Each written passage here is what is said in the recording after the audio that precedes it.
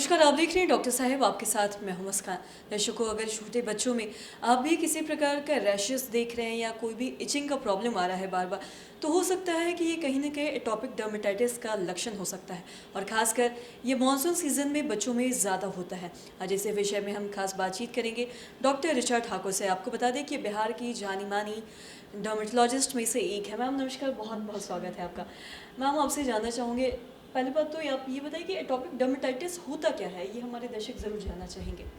Atopic dermatitis ये eczema का एक टाइप है जो छोटे बच्चों में ज़्यादातर देखा जा रहा है और इसका इंसिडेंस अब के टाइम में बहुत ज़्यादा बढ़ गया है।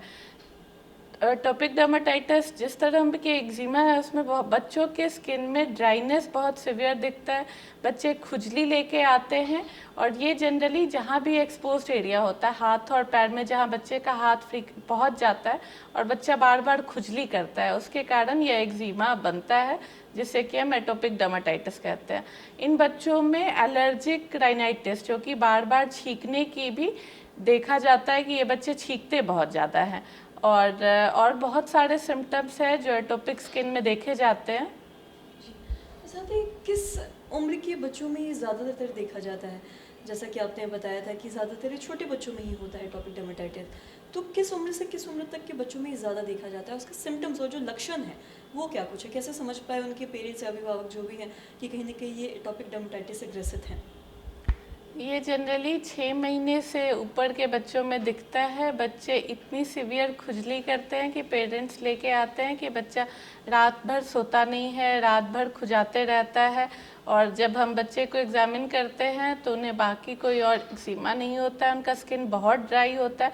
जनरली बच्चों का स्किन काफ़ी मॉइस्चराइज़र भरा होता है क्योंकि उनका वाटर रिटेंशन कैपेसिटी काफ़ी अच्छा होता है, तो उनमें ड्राई स्किन कम देखा जाता है। पर जिन बच्चों का ड्राई स्किन होता है तो उन्हें एटोपिक स्किन होने के ज़्यादा चांसेस होते हैं। वो बच्चा बार बार ड्राइनेस के कारण खुजली करेगा और वही चीज़ आगे चलकर एक्जिमा का रूप ले लेता है। और साथ ही अगर जैसा कि आपने रैशेस की बात की है, अक्सर मानसून में रैशेस, इचिंग, ये सारे जो प्रॉब्लम्स है वो ज़्यादा होते हैं, तो ऐसा भी तो हो सकता है कि लोग हैं जो कंफ्यूज हो जाए कि कहीं नॉर्मल रैशेस है, तो दोनों में कैसे अंतर पा सकते हैं लोग? एटोपिक स्किन वाले बच्चे का स्किन कुछ ज़्यादा सेंसिटिव होता है, इस कारण से मच्छर उनके अगल बगल से भी गुजरे तो उन्हें इचिंग चालू हो जाती है। तो बच्चा बहुत इचिंग करेगा तो इसमें सबसे ज़्यादा इम्पॉर्टेंट प्रिकॉशन रखना है, फुल स्लीव के पैजामा पहनना है, जो बच्चे खुजलाए कम, मच्छरदानी में सुलाना है और उसे डिफ्रेंशिएट करने के लिए तो गार्जियन को डॉक्टर के पास ही लाना होगा क्योंकि बच्चों में बहुत तरह के एक्जिमा होते हैं, ये आपका डॉक्टर ही देख के बता पाएगा। जी।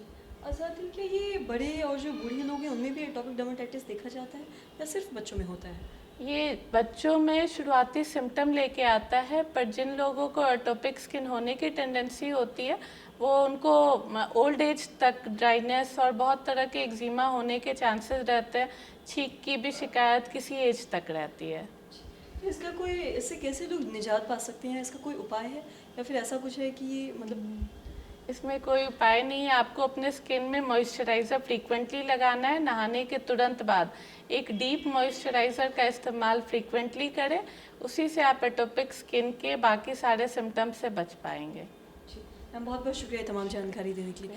तो आशा करते हैं दर्शकों कि आप भी ये समझ पाए होंगे कि एटॉपिक डर्मेटाइटिस होता क्या है। और जैसा कि मैम ने बताया कि इसके जो लक्षण हैं उसमें ज़्यादातर देखा जाता है कि रैशेज़ होते हैं, बच्चों का जो स्किन होता है वो काफ़ी ज़्यादा सेंसिटिव होता है, तो अगर वो बार बार मॉइस्चराइज़र का इस्तेमाल करते हैं तो कहीं ना कहीं इससे थोड़ा बहुत छुटकारा पा सकते हैं। तो दर्शकों, आशा करते हैं कि जो तमाम जानकारी है आपके लिए लाभदायक रही हो। तो आज की इस वीडियो में इतना ही।